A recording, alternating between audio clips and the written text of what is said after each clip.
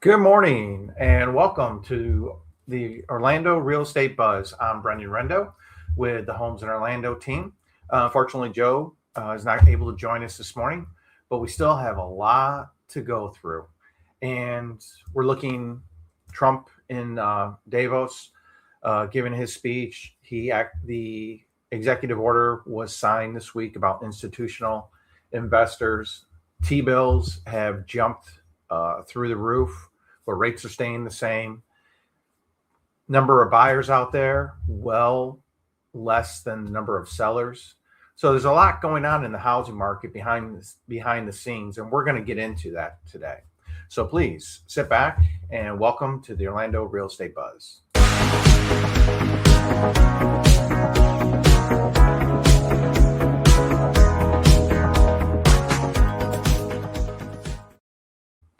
So a lot happening this week with housing, and a lot of it's behind the scenes.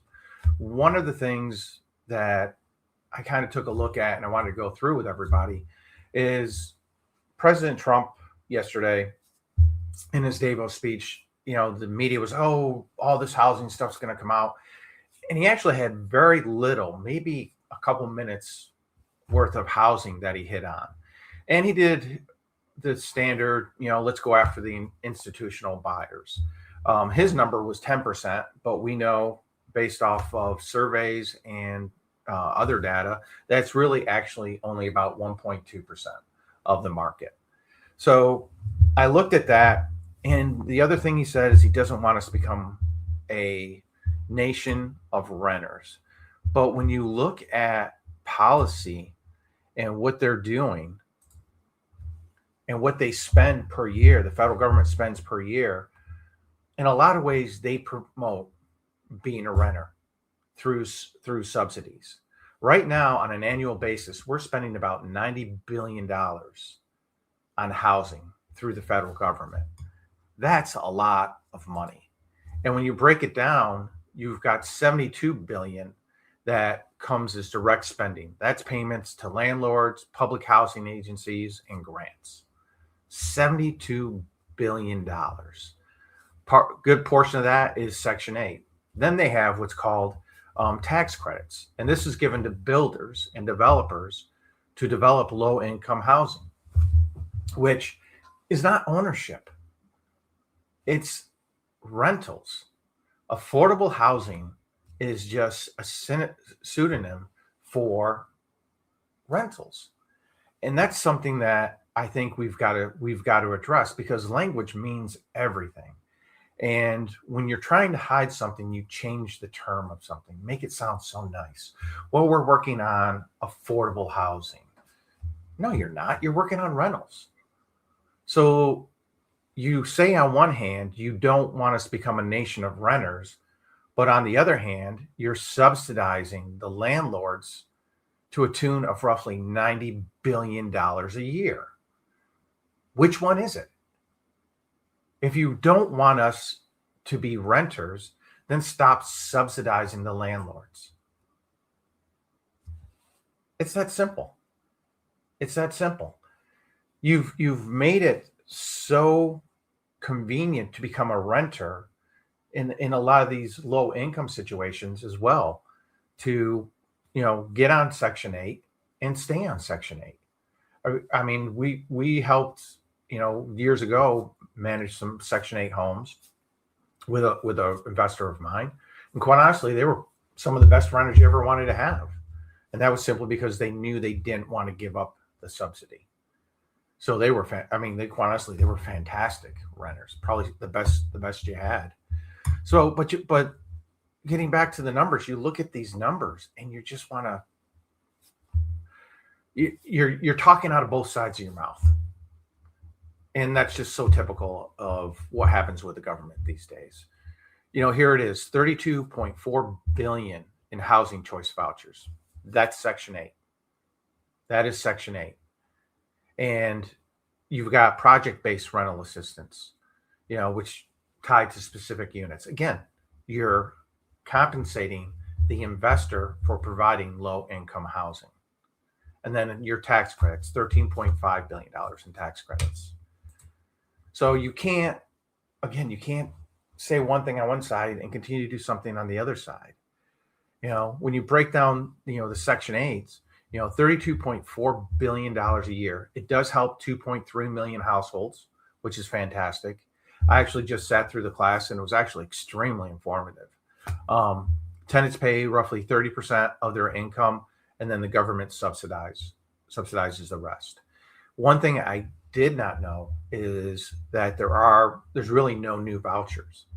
To be able to get onto the voucher system now, you have to wait for someone to fall off the voucher system.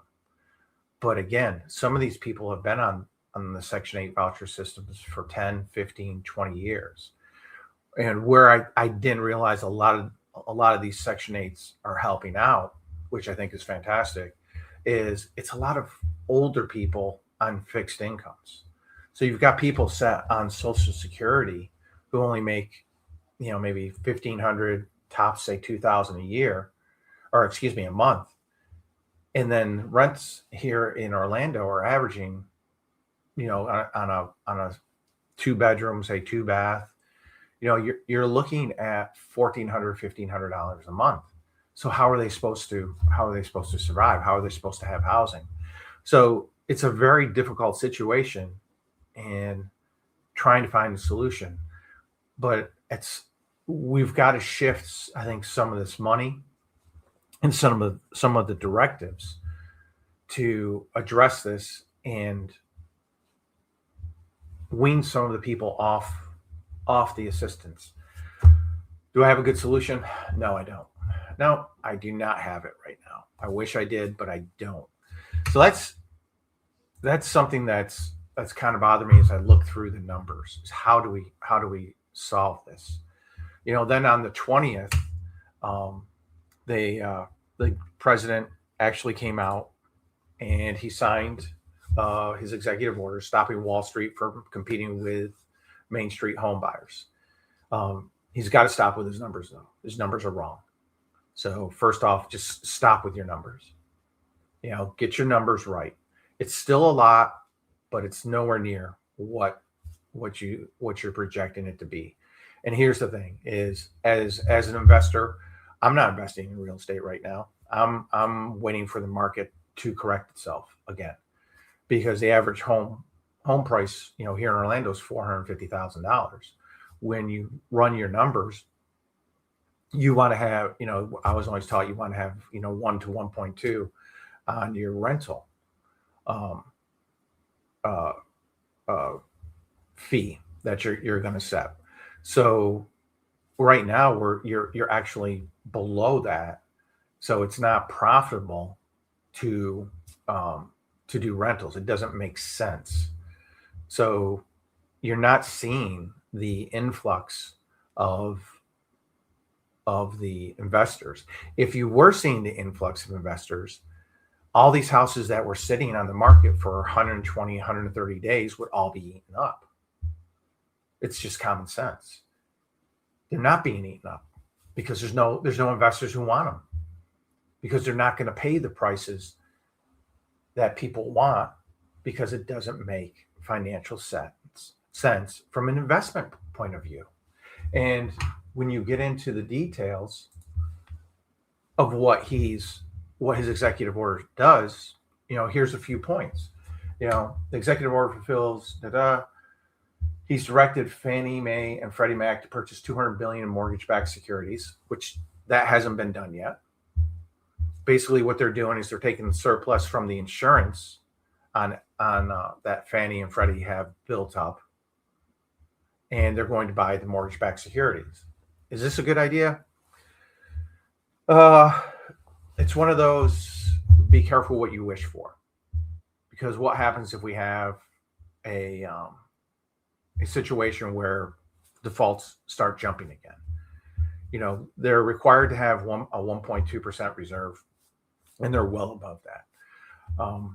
Benefit I see is, well, you're going to be earning interest on those funds. That I would hope they would keep those interest payments within Fannie and Freddie, and maybe use those to help develop a new down payment assistance program for people. That's what I would suggest overall. So that came out a couple weeks ago and saw the market in the bond market do a little rally. Hasn't happened. So maybe it will give us a little rally when it actually does. Um, where is it? Analyze error savings, tax savings. Here's some of the things that I found. Instructs large institutions buying and leverage to reduce the home buyers to make Americans build wealth. Housing. It orders the federal housing programs to prioritize families, not Wall Street. Well, that's the way it's set up now. Fannie and Freddie are designed to help families. There is a limit already on how many homes that an investor can buy and use a Fannie or Freddie Mac backed loan. It's 4. You can have a maximum of 4 properties besides your primary. So there is a limit. And these investors with these billions of dollars aren't financing their homes through Freddie and Fannie. So is it going to do anything? No, it's not. It's not. It's, to me, it's a very hollow directive, because when they look at it overall, it's not going to make much of a change whatsoever. And I think they're addressing all the wrong issues on housing. And I think we've got to get back to what has actually caused all these increases. Number one was the artificial interest rates, the 2%, 3% interest rates. That's what caused it, because money was cheap, money was free. So you've inflated your balloon on these houses so large, and you're 3,000 feet in the air. You know you got to let the balloon out, but you're afraid to pop it because you know it's going to cause a crash. That's the problem. How do we fix it? Sometimes the only solution is time. And I think what we've seen, when you look overall, prices have come down a little bit. In Orlando, we lost roughly about 5% in home values over the year. No one wants to see their home equity go down unless they're buying another house. They don't mind seeing the other person's equity go down. So you can't continue to look for changes in places that aren't going to change anything. And that's what I see, is we're looking for solutions in places that don't work. I mean, there's a lot of problems out there right now. One of them is, I think it's one of the biggest ones, is the production builders out there aren't building anything anyone can afford. Nothing. When their average house is $400,000 to $500,000, that is not a starter home. Even with all the incentives that they're providing out there, they're still not affordable. They're buying down interest rates sometimes to 3.9%, 3.5%, and it's still stretching people to a 50% debt ratio. So it's not the solution. The problem is that they bought all this land during the boom, and now they got to develop it. And when you look at the development costs and what you now have to sell your houses for to keep the profits up, it makes it almost impossible for them to build houses under $300,000. I'm actually working with a small spec builder right now that we are actually building a house. It's in a more rural area of Florida, Inverness, and we're building what we consider a starter home. It's roughly about 1,100 square feet. It is a 3-bedroom, 2-bath. We're going to have nice cabinets, quartz countertops, and we're selling them for $250,000. That's what we need. We need houses in the $250,000 to $300,000 range that people can afford. And you've got to set the buyers have got to set their expectations back a little bit too. You don't need a 2,000 square foot house to start with. It's a starter home. If I can pay the same as I'm paying for rents and own the home, yeah, I'll do that. And that's what we've got to get them convinced to do. Is we've got to start showing them that, hey, you know what? You're making this, your payment is going to be roughly, say, $2,000. If you rented a 3-bedroom, 2-bath house in the same area, your rent's going to be $2,000, $2,200. Let's get you in that house. Let's start building equity. And that goes back to the 50-year mortgage that he threw out. Stupid freaking idea.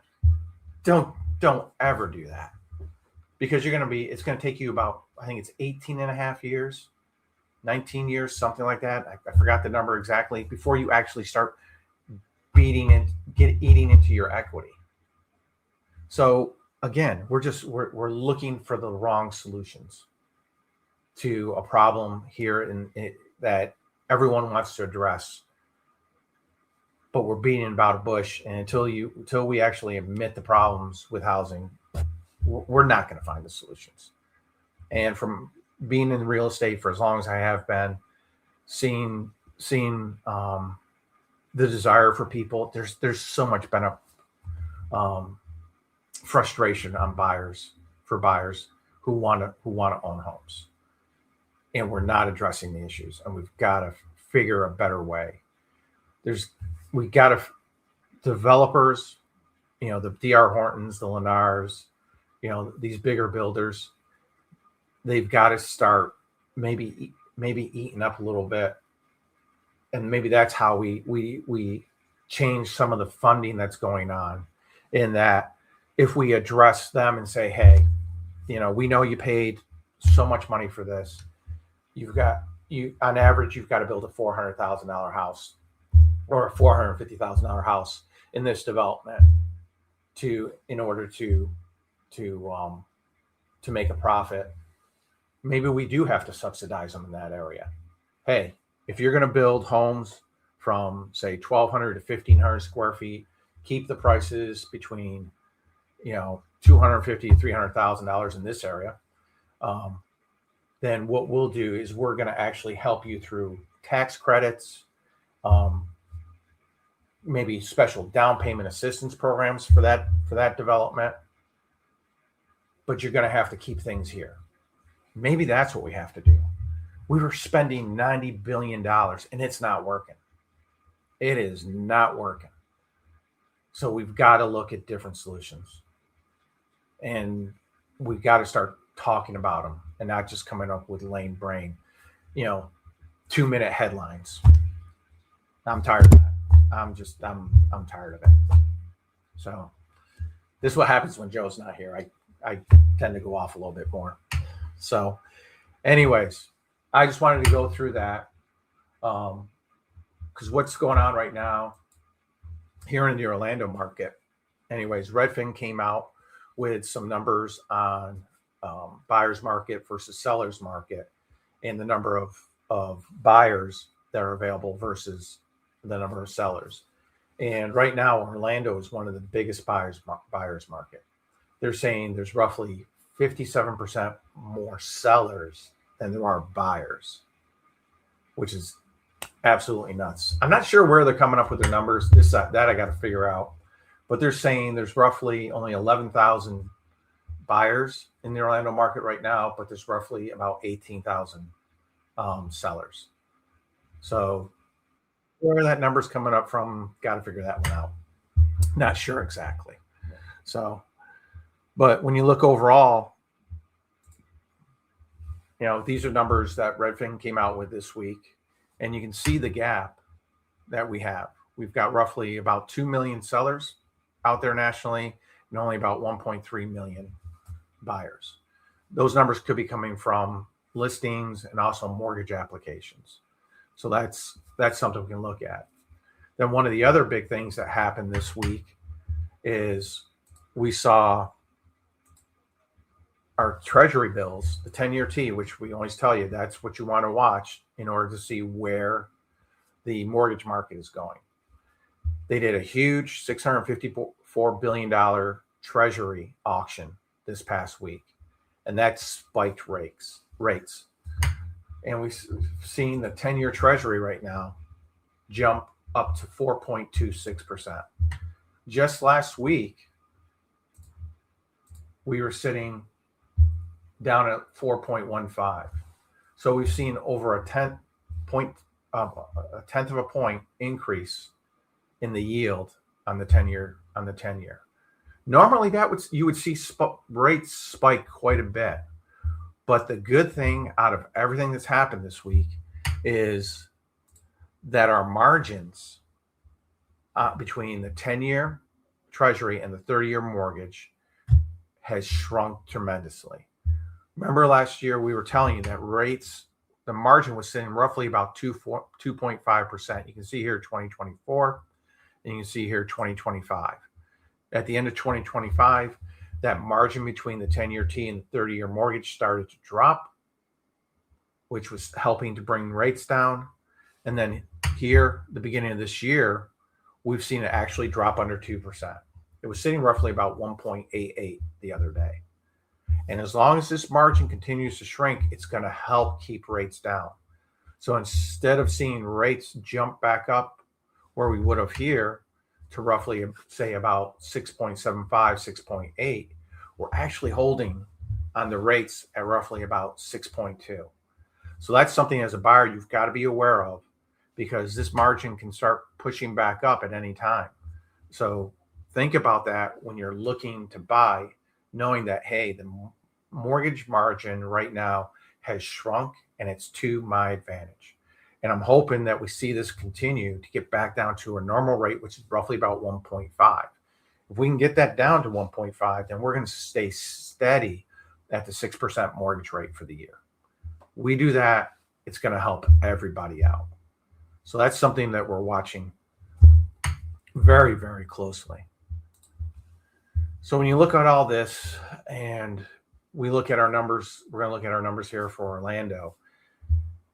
As a seller, you've got to really realize how the market's sitting right now, how tight it is, and look at the houses that have been on the market for a while, because a lot of these are just overpriced. Something that I'm doing now with all of my sellers is right before we're ready to list, we're going out and we're looking at all these houses. We're probably looking at 3 or 4 of the houses in the neighborhood and the surrounding neighborhoods that are roughly, that an appraiser would use as a comp. And we're walking through them to see the differences, to see, how updated is it? What work does it need? How does ours match up to this? And it's really opening the eyes of our sellers. And I think it's allowing them to sit back and realize, okay, my house has updates, but I see why they're sitting. I think I can go here with my price as opposed to going here. And it's helping to move the houses that we're listing quicker than what's the average days on market. We were fortunate enough to do that with one in Rosemont. And instead of taking on average 45 days, which it was in that area, we were able to get under contract in 6 days. So knowing your numbers, knowing the market, you've got to stay on top of this, whether you're a seller or you're a buyer. For a buyer, it's how it helps you negotiate. For a seller, it helps you realize what the real value of your home is and what the market is looking for out there. So getting into our Orlando numbers, it wasn't too bad of a week. It was nothing great. We had 337, single family home sales. First week of January, that's okay. We can live with that. Our inventory is starting to go back up. So we're back above that 8,000 mark. And I expect this over the next 2 or 3 months, especially going into the spring season, early March, early April, we'll start seeing this continue increase. But as a seller, I want to get my house on earlier. I'd like to, if I'm selling it, I'd like to get it on by mid-February so that I'm the first ones on the market. And if I've got it priced right, those early buyers, I can take advantage of those. Condos are condos. We'll just leave those alone. But this was interesting because we always look on a weekly basis. One of the big things we always look at is our original list to sales price. And look at this. for the first week of January, we actually dropped below 90%. So sellers, the ones who didn't take their properties off the market, were willing to cut their prices dramatically to get these houses sold. Look at this, under 250 to 84%, under 250 to 300K, 87.9%, 300 to 400, 93%. And look at this in over 1 million, 78%. I do a lot of those draw inspections, and I can't tell you how many houses I see going up, spec houses in Winter Park, that are honestly over $2 million. And I'm sitting there, if I'm one of the builders, nervous as heck, because there's a lot of competition, a lot of houses being knocked down, a lot of new houses being built, and you're competing against these things. It wouldn't be my cup of tea. I wouldn't sleep at night. Then again, when we look at it graphically, we see here our sales are sitting well below that 400 mark. We really need to get back up to that 500, 550 mark here in the Orlando area, based on our population and the number of houses. And then inventory, you see in November where it started to drop off, and here January, which it does every year, we start seeing it increase. We'd love to get this back up to about 9,000, 9,500 for the buyers. Sellers, it means you're going to have to tighten your belt a little bit, but I'm hoping additional inventory will help bring in some additional buyers. Then this is something I have been keeping an eye on for a long time now, is the withdrawn. And you can see here, the number withdrawn is still staying high. Past 2 weeks, it's roughly just over 300 homes have been withdrawn from the market. So these are sellers who have just gotten frustrated, not getting showings, not seeing any movement, but they're also not willing to drop their prices. So at some point, I think sellers are got to start realizing it's not 2021 anymore. And that's just a tough thing for a lot of them to swallow. So those are our numbers. That's what's going on this week in real estate. Thank you for joining us. And please like, subscribe, and join us every week on the Orlando Real Estate Buzz. Thank you so much. God bless. Have a wonderful rest of your week. Bye-bye.